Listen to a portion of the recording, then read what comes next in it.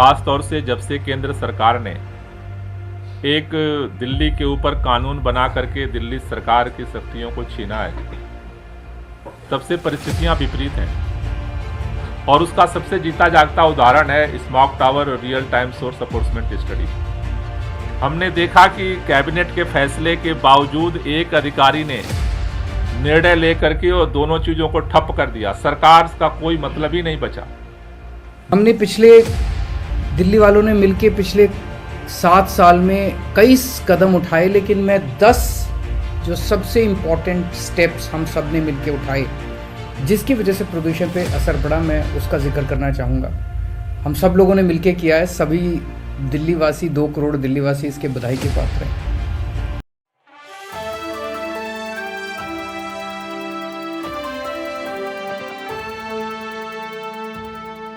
Next 9 news political bite के खास programme trendy talk में आपका स्वागत है। मैं हूं आपके साथ ऋतिक सविता। दर्शकों, आपको बता दें कि ट्रेंडी टॉक में आज हम बात करने वाले हैं दिल्ली पॉल्यूशन को लेकर।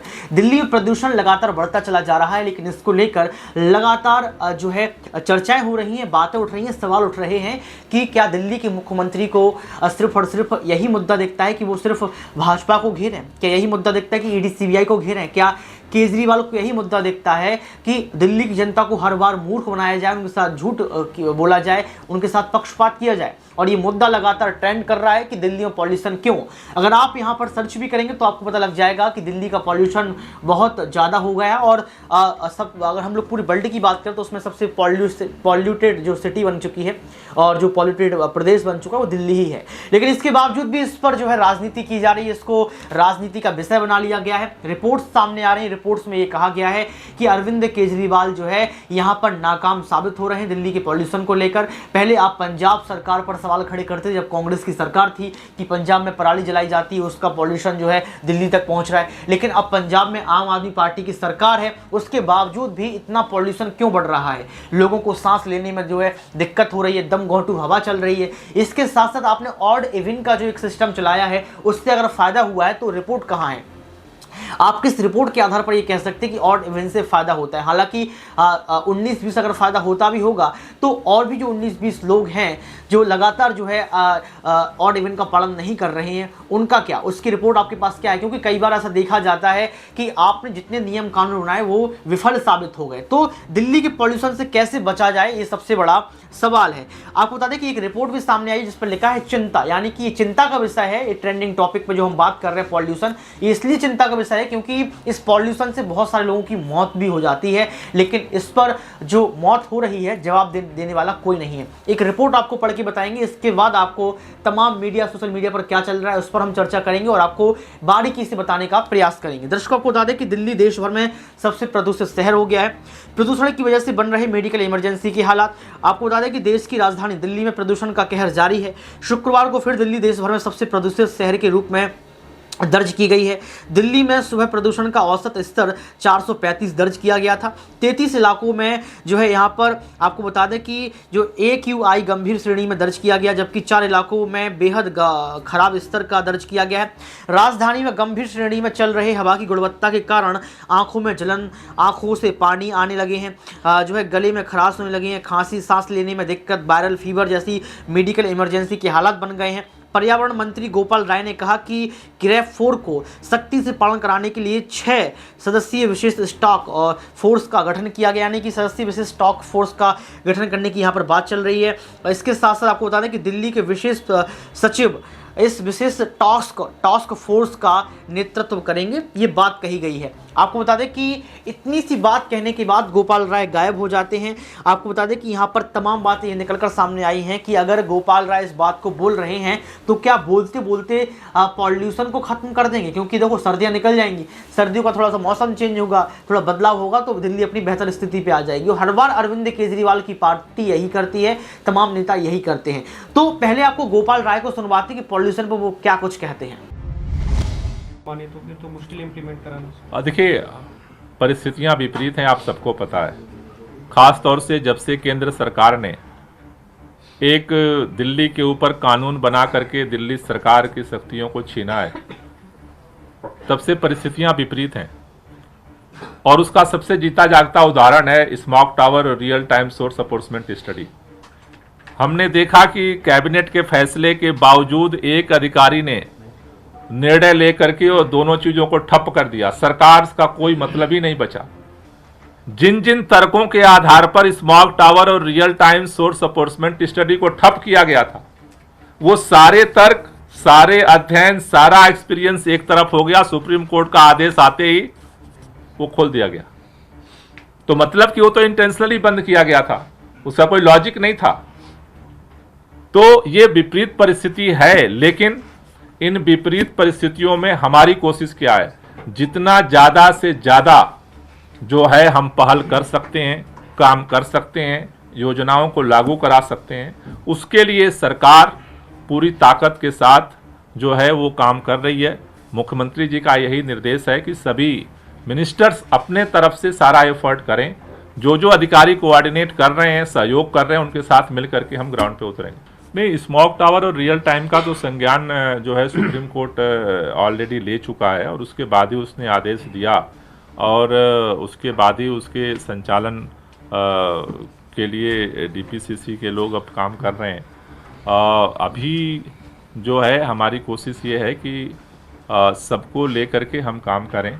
अगर बहुत विपरीत स्थिति आती है तब फिर आगे की सोचेंगे। सर, वो ऐप बेस्ड टैक्सी को लेकर थोड़ा सा कंफ्यूजन है, क्या वो लागू हो चुका है? कल सुप्रीम कोर्ट के निर्देश का आप इंतजार करेंगे, उसके बाद लागू करेंगे? नहीं, सुप्रीम अभी डायरेक्शंस उसका जारी नहीं हुआ है। अभी तो ट्रांसपोर्ट ने तो अभी किसी को डायरेक्शन तो नहीं दिया है। सुप्रीम कोर्ट ने जो आदेश दिया था उसके आधार पर ट्रांसपोर्ट को वो डायरेक्शन दिया गया है।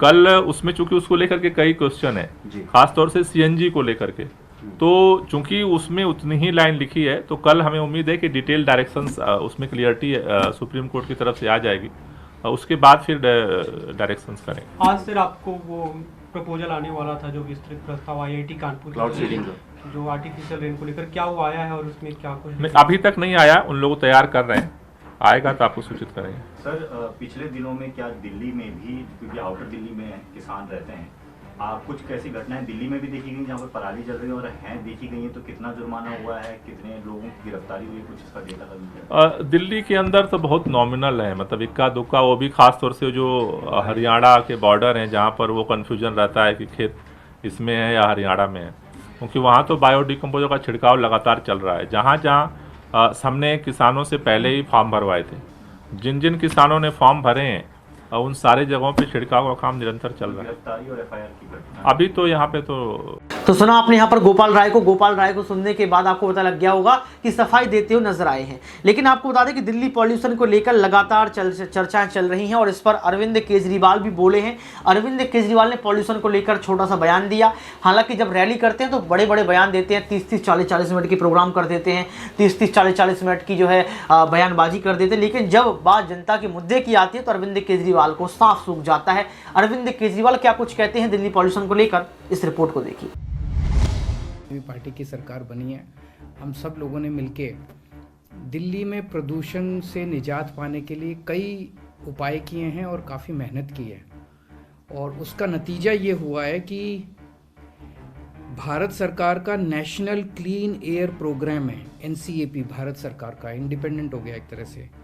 उसकी रिपोर्ट के मुताबिक 2017-18 के मुकाबले 2021-22 में, यानी पिछले 4 साल में दिल्ली के वायु प्रदूषण में काफ़ी सुधार हुआ है और PM10 लेवल 18.6% नीचे आया है। तो प्रदूषण में सुधार हुआ है, प्रदूषण और ख़राब नहीं हुआ।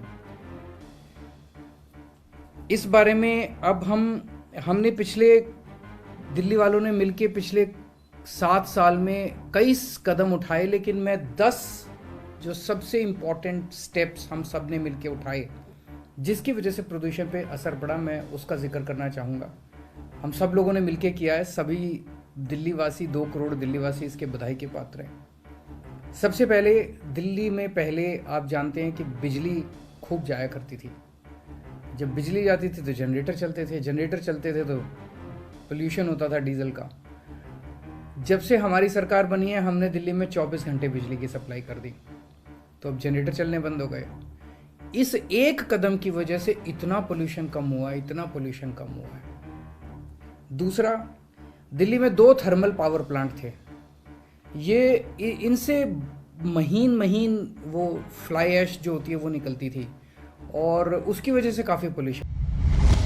तो देखा आपने इस रिपोर्ट को देखने के बाद आपको पता लग गया होगा कि दिल्ली की पॉल्यूशन को लेकर अरविंद केजरीवाल ने कैसे सफाई दी और किस तरीके से अपना बचाव किया। लेकिन दर्शकों सवाल ये उठता है कि कब तक ऐसे बचाव करते रहेंगे, कब तक जो है ऐसा होता रहेगा। आपको बता दें कि 17 अक्टूबर की हम लोग बात कर लें, 18 अक्टूबर की बात कर लें और लगातार नवंबर आ गया है। इस पूरे अक्टूबर नवंबर के महीने में दिल्ली का पॉल्यूशन बहुत हाई लेवल पर रहा और अक्टूबर के 15 से जो है पीक शुरू होने लगा था, पॉल्यूशन का बढ़ने लगा था। बीच में बारिश हुई तो बारिश की वजह से थोड़ा सा पॉल्यूशन कम तो हुआ है, लेकिन साफ तौर पर ये आपको बता दें कि यहाँ पर अरविंद केजरीवाल की नाकामी देखी गई है और ये बताया गया है कि दिल्ली को आपने धुंध में बदल दिया है, पूरा कोहरा हो गया है। हालांकि जो कोहरा दिखता है, जो पॉल्यूशन दिखता है, वो सर्दी नहीं है, वो सिर्फ पॉल्यूटेड है, यानी कि वो हवा जो है वो जहरीली हवा है, जिसकी वजह से लोगों को मास्क लगाने की ज़रूरत है। मैं आपसे यही कहूँगा, दरख्वास्त आपसे करूँगा कि ट्रेंडी टॉक में ये टॉपिक आया है, ट्रेंड में टॉपिक चल रहा है दिल्ली पॉल्यूशन, इस पर चर्चा करनी पड़ी। गंभीर और चिंता का ये विषय है, लेकिन आपको अगर पॉल्यूशन से बचना है तो बहुत सारे आपको नियम का पालन करना पड़ेगा। आप घर से निकलिए, मास्क लगा कर निकलिए। आप जब भी किसी से संपर्क में आ रहे हैं तो आप उनसे दूर से बात कीजिए। किसी को खांसी आ रही है, छींक उनको आ रही है तो आप उनसे थोड़ा सा दूर रहिए। आप बार बार हाथ को धोइए और इसके साथ साथ अगर आप खाना खा रहे हैं तो आप कोशिश करें कि खाना आप जो है डिस्टेंस से खाएं, यानी कि 4-5 लोग खाएं, दूर दूर से खाएं और हाथ धोकर ही भोजन करें, क्योंकि बहुत ज़्यादा पॉल्यूशन इससे भी फैल रहा है, वायरल फीवर फैल रहा है। इसके साथ साथ तगड़ी बीमारियां हो रही हैं।